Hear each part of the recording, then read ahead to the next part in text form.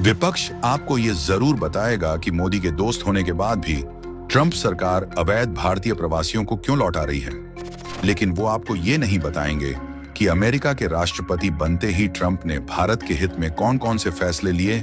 आइए आपको एक एक करके इन सभी फैसलों को विस्तार से समझाते हैं। नंबर 1, कुछ समय पहले अमेरिका की एक निचली अदालत ने फॉरेन करप्ट प्रैक्टिसेस एक्ट का इस्तेमाल करके अडानी की कंपनी पर रिश्वत लेन देन का आरोप लगाया था।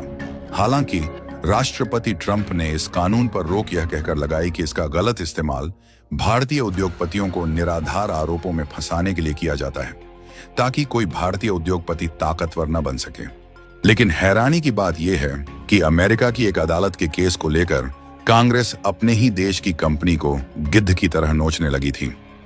हालांकि अब जब इस कानून पर रोक लग गई तो विपक्ष इसे ऐसे पेश करेगा जैसे मोदी जी अपने दोस्त को बचा रहे हैं।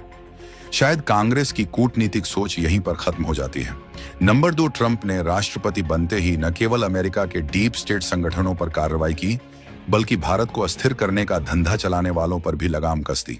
हाल ही में मिस्टर ट्रंप ने भारत विरोधी और दुनिया भर में तख्ता पलट करने वाले डीप स्टेट को फंडिंग देने के आधार पर USAID नामक संस्था की दुकानदारी पूरी तरह बंद कर दी, जिसकी फंडिंग से भारत में संभावना इंस्टीट्यूट के जरिए फैक्टशाला प्रोग्राम चलाकर पत्रकारों को प्रशिक्षित किया जाता है। इसमें भारत के कई बुद्धिजीवी भी शामिल होते हैं जो खुद को निष्पक्ष पत्रकार बताते फिरते हैं। और सबसे बड़ी बात, संभावना इंस्टीट्यूट को चलाने वाले प्रशांत भूषण हैं, जो लगभग हर देश विरोधी मुद्दे में विरोधियों के साथ खड़े नजर आते हैं। नंबर 3, ट्रंप न केवल भारत को डीप स्टेट के चंगुल से बचा रहे हैं, बल्कि बांग्लादेश में हिंदुओं पर हो रहे अत्याचार को देखते हुए बांग्लादेश को अमेरिका से मिलने वाली USAID की पोषण आहार फंडिंग पर भी रोक लगा दी है। ट्रंप सरकार ने बांग्लादेश के मोहम्मद यूनुस जैसे लोगों पर जांच शुरू कर दी है और उनकी बेटी तक की गतिविधियों की जांच की जा रही है। नंबर 4, इसके अलावा ट्रंप सरकार ने भारत पर उंगली उठाने वाले कनाडा को भी करारा जवाब दिया है।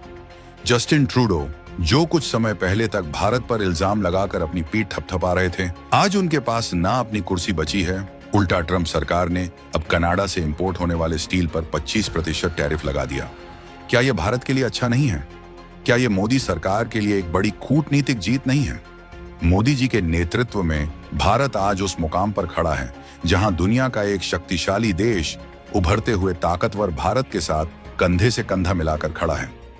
दोनों नेता ऐसे हैं जो न तो कट्टरपंथियों के दबाव में कोई फैसला लेते हैं और न ही वामपंथियों के प्रभाव में।